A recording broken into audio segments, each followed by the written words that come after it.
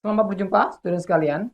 Kita akan lanjutkan topik minggu ini, minggu ke-6 tentang counting, dengan topik berikutnya yaitu tentang permutasi dan kombinasi.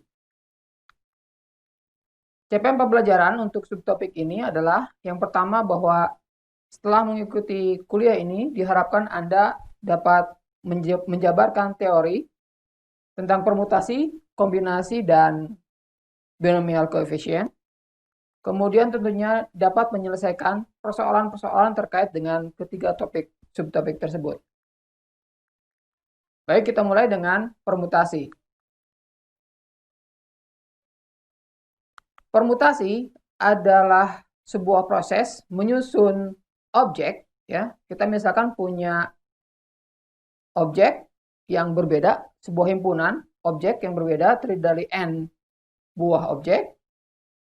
Kita ingin menyusun objek tersebut dengan aturan bahwa urutan dari objek itu sangat berpengaruh. Ya, jadi urutan sangat berpengaruh. An ordered permutation, ya, penyusunan yang terurut dari elemen dari sebuah set disusun sebanyak R disebut sebagai R permutation. Contohnya di sini kalau misalkan kita punya sebuah himpunan yang terdiri dari 3 buah elemen, 1, 2, dan 3, maka penyusunan elemen 3, 1, 2 itu salah satu contoh dari permutasi dari S. Nah, 3, 1, 2 dianggap berbeda dengan 1, 2, 3, berbeda dengan 2, 1, 3. Ya, jadi urutan sangat berpengaruh untuk permutasi. Itu kalau 3 disusun menjadi 3. Kalau kita menyusun 2 buah elemen dari elemen S tersebut, maka dikatakan sebagai R permutation. Jadi 2 permutasi dari S. Contohnya di sini 3,2, ya. Penulisan untuk notasi permutasi dituliskan sebagai P dalam kurung N, R yang menyatakan bahwa itu adalah permutasi dari N elemen disusun ke dalam R elemen. Jadi P dalam kurung N, R. Contohnya misalkan yang bawah ini adalah kalau permutasi 3 disusun 2, maka akan menjadi elemennya sebanyak 6. Ya. Jadi yang tadi yang 1, 2, 3 disusun menjadi 1,2, 1,3, 2,1, dan seterusnya. Yang elemennya adalah totalnya menjadi ada 6 kemungkinan penyusunan. Kita akan masuk ke bagaimana merumuskan formula atau rumus dari permutasi, ya. Misalkan kita punya n, sebuah bilangan positif, ya, bulat, dan r adalah juga sebuah bilangan positif bulat, di mana 1 itu lebih kecil sama dengan r, lebih kecil sama dengan n. Jadi r-nya adalah di antara 1 dan n. Maka permutasi dari n disusun r adalah kita gunakan hukum perkalian untuk menyusun elemen, ya. Jadi ketika kalau misalkan disusun sebanyak r, maka elemen pertama ketika kita menyusun kemungkinannya, elemen pertama adalah kita bisa mengambil sebanyak n kemungkinan. Elemen kedua, maka kita akan menyusun sebanyak n-1 kemungkinan karena yang pertama sudah diambil. Dan begitu seterusnya sampai ke ujung.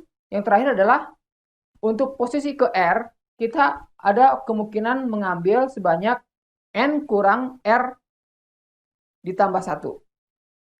Ya, begitu teoremanya untuk menghitung rumusnya. Jadi P permutasi n disusun R adalah n dikali n-1 dikali n-2 dan seterusnya sampai dikali n dikurangi R ditambah 1. Dan ini kalau kita kembali ke rumus faktorial, ya, mengingat rumus faktorial bahwa dia rumusnya adalah n dikali n kurang 1 dikali n kurang 2 sampai menjadi 2 sampai menjadi dikali 1 di ujungnya, maka rumus permutasi ini adalah potongan dari sebagian dari rumus faktorial tadi. Ya, yaitu dengan cara memotong n kurang r yang ekornya. Sehingga rumusnya menjadi permutasi n disusun r adalah n faktorial dibagi dengan n kurang r faktorial. Di mana n kurang r faktorial yang di bawah itu merupakan cara kita untuk memotong ekor dari si faktorial tadi menjadi sesuai dengan rumus yang atas untuk yang permutasi. Mari kita lihat dengan sebuah contoh sederhana. Ini misalkan ada pertanyaan bagaimana kemungkinan susunan orang untuk menentukan juara pertama, kedua, dan ketiga dari 100 orang yang mengikuti lomba. Lihat bahwa urutan di sini sangat berpengaruh. Siapa pertama, kedua, dan ketiga itu sangat berpengaruh, ya. Sehingga ini adalah proses sebuah contoh menyusun objek dengan permutasi, maka kita gunakan rumus permutasi, ya. Jadi permutasi 100 disusun 3 adalah 100 dikali 99 dikali 98. Kenapa? Karena untuk juara pertama, ketika kita menentukan juara pertama, ada 100 kemungkinan. Ketika satu orang sudah diambil, menduduki posisi yang pertama, maka untuk menduduki posisi yang kedua, tinggal 99 orang lagi sisanya. Dan begitu juga untuk posisi yang ketiga, tinggal 98 lagi kemungkinan yang bisa menduduki posisi itu. Sehingga totalnya menjadi seperti ini, ya.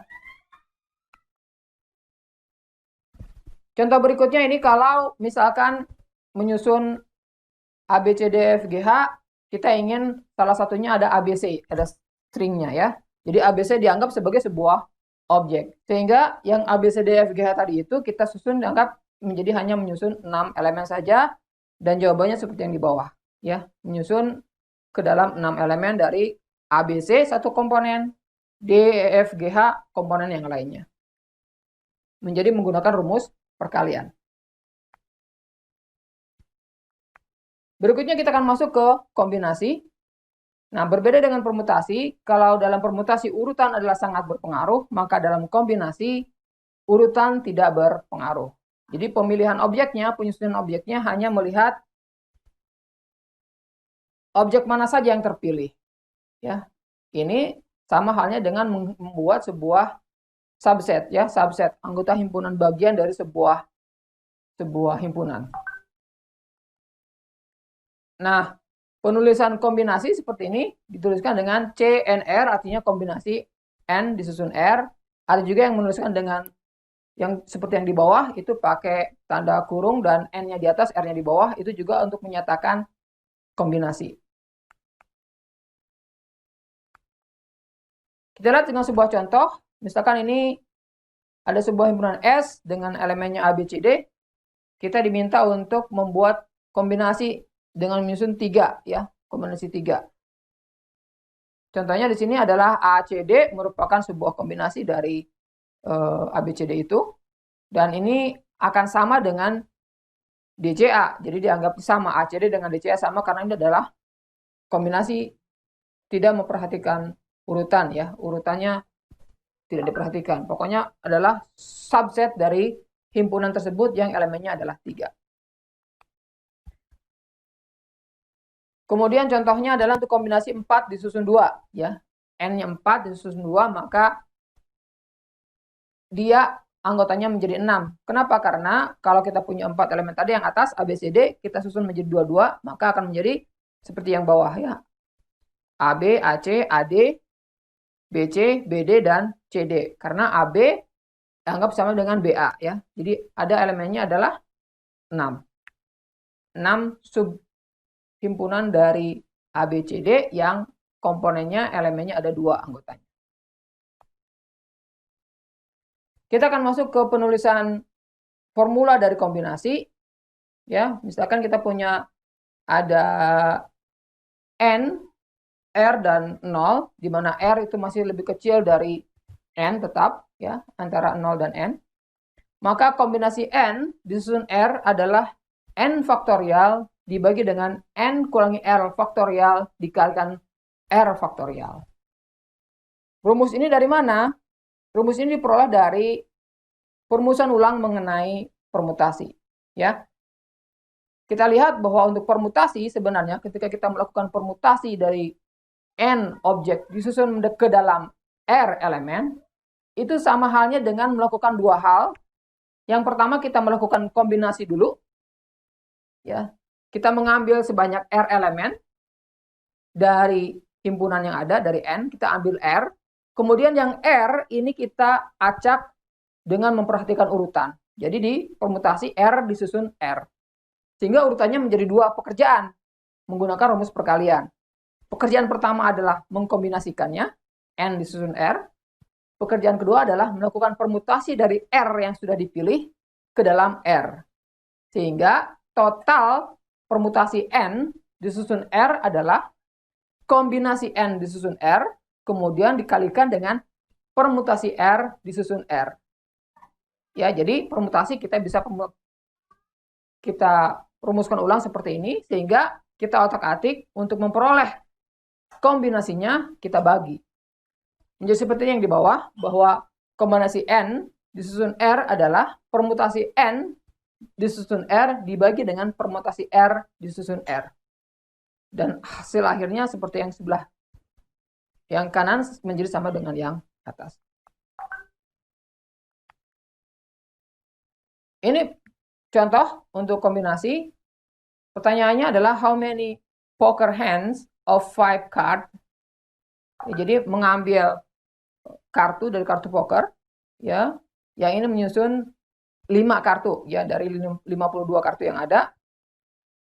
Berapa kemungkinan yang terambilnya? Jadi ini tidak memperhatikan urutan untuk yang poker, tidak memperhatikan urutan. Berapa saja kemungkinan susunan yang dapat diambil kalau kita ambil 5. Dan juga bagaimana kalau kita mengambil 47, ya, tidak memperhatikan susunan.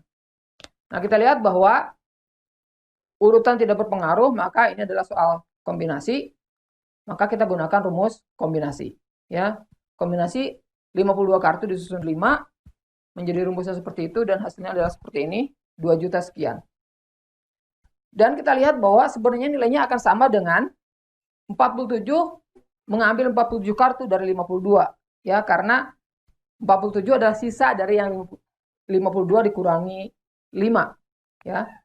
Hasilnya akan sama. Jadi kombinasi antara 52 disusun 5 itu sama dengan kombinasi 52 disusun 47. Kenapa? Karena itu saling melengkapi, ada komplement himpunan. Ya, selain yang 5 ada 47, selain 47 ada yang 5. Jadi kalau disusun seperti itu, dari N disusun N, dan dari N disusun R, ya, dan N disusun N kurang R, itu akan hasilnya sama. Dan ini ditetapkan dengan rumus yang berikut ini. Ya, bahwa kombinasi N disusun R itu akan sama dengan kombinasi N disusun N dikurangi R. Ya, ini pembuktiannya dengan menggunakan himpunan dan sebagainya untuk melihat komplement, ya. Silakan Anda lihat sendiri di buku cara pembuktiannya, memperhatikan himpunan antara himpunan yang A dengan komplement A. Jadi yang 5 sebagai A, maka komplemennya adalah 47 atau sebaliknya. Begitu, ya, untuk yang kasus kartu tadi contohnya. Kita lihat contoh berikutnya adalah soal berikutnya, how many ways, ya, bagaimana untuk memilih 5 pemain dari 10 orang yang ada. Ya, untuk 5 tim nih, 5 orang anggotanya dari 10 orang yang ada, maka kita menggunakan rumus kombinasi, ya. 10 disusun menjadi 5 kombinasi. Karena kita akan mengambil 5 orang dari 10 orang yang ada. Dan urutan tidak berpengaruh. Ini membuat sebuah tim, ya.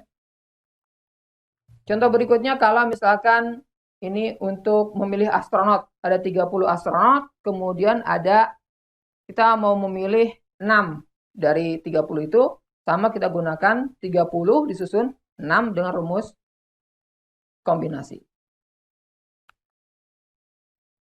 Baik, itulah topik tentang permutasi dan kombinasi. Berikutnya kita akan lanjutkan ke topik binomial koefisien.